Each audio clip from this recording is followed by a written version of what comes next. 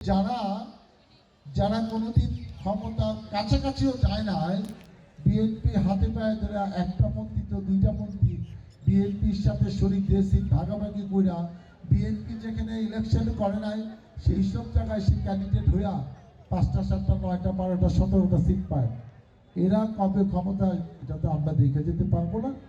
তবে জনগণের ভোট এত সস্তা না, তারা বুঝে শুনে দেয় যে যোগ্য, যার উপর আস্থা আছে, যে নেত্রী মানুষকে এত ভালোবাসতেন, পছন্দ করতেন, যে লোক এই দল প্রতিষ্ঠা করেছে তার মতো সৎ ব্যক্তি রাজনৈতিক অঙ্গনে পৃথিবীর ইতিহাসে নাই।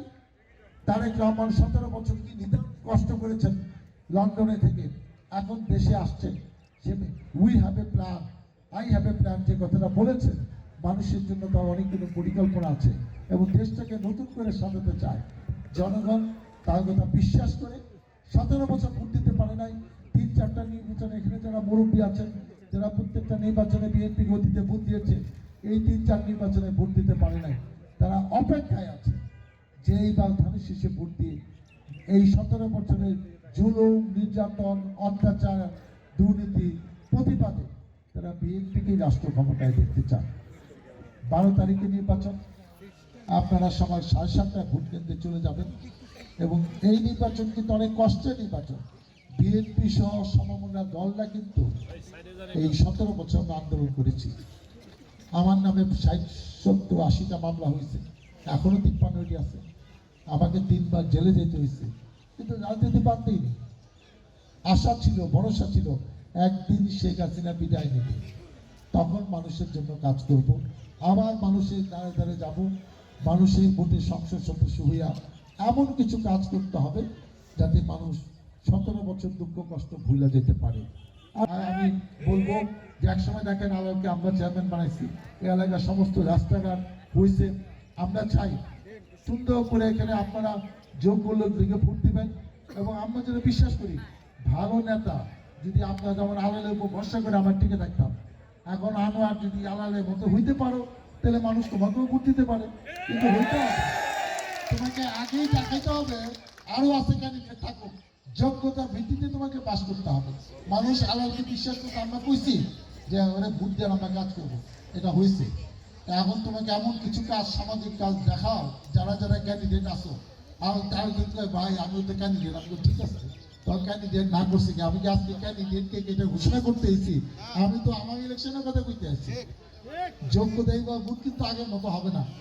ওই আলালো কিন্তু জনগণের ভোটে পাস করছে, আমিও ভোট করছি। একসময় তো আওয়ামী লীগের ঘাঁটি ছিল, এবার তো আমাদের এত টেনশন করতেছি না, কারণ এই নৌকা প্রতীকটাই ব্যালটটা পড়ে নাই, তাহলে এত টেনশন করার দরকার নাই। আপনারা যদি বিশ্বাস করেন আমাকে ভোট দেন। এই ভোট কি আমাকে দিতেছেন? এই প্রতীক তো শহীদ রাষ্ট্রপতি জিয়াউর রহমানের, এই প্রতীক তো বেগম খালেদা জিয়া, এই প্রতীক তো তারেক রহমান। আমাকে ভোট দিলে তারেক জিয়া শক্তিশালী হবে। এরকম একটা সিটে 151টা হইলে দল ক্ষমতা আসবে। আর যদি অন্য কিছু হয় তাহলে আমরাও বাড়িতে থাকতে পারবো না, কারণ আওয়ামী লীগেরটা তো আমরা মোকাবেলা করে সাহস টাহস বাঁচতে। এরা যে কি চিকুন বুদ্ধির লোক, এরা যে কি করবো, ওরা তো টুম করলে জাতি জানতো, পত্রিকা আইতো, ফেসবুকে আইতো, এইটাও জানবেন না। করবো যে একটা গাড়ি ধাক্কা দিয়া ওরা মেরে ফেলাইছে, গাড়ি অ্যাক্সিডেন্টে মারা গেছে, পুলিশও কিছু করবো না, অন্য কেউ করবো না। অতএব এদেরকে চিনে রাখেন, দেশটাকে রক্ষা করেন। এটা কিন্তু কঠিন নির্বাচন।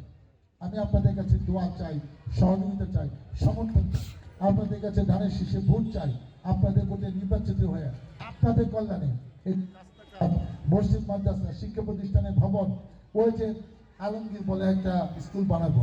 কেন রে বাবা, তোরা পারা না, তোর টাকা আছে, ওই আনোয়ানের টাকা পয়সা আছে, সুন্দর স্কুল বানা, এটা নিয়ে যা যা করতে গভর্নমেন্টের পারমিশন দিয়া আমি মানুষের সেবা করতে চাই। কোনো স্কুল কলেজ বানানো আমার দায়িত্ব না। যা বানাইছি 3-4টা বানাই পেয়েছি। দেওয়াইতিস কলেজ, জিরাবো দেওয়াইতিস কলেজ আমি বানাইছি,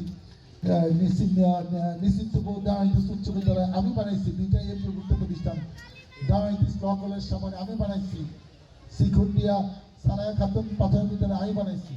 এক জীবনে আর বানানোর দরকার নাই। এখন সুস্থভাবে বেঁচে থাকতে পারি যতদিন হায়াত দিচ্ছে, আর জনগণের ভোটে এমপি হইতে পারে, জনগণের জন্য বাকি সময়টা আমি উৎসর্গ করতে চাই।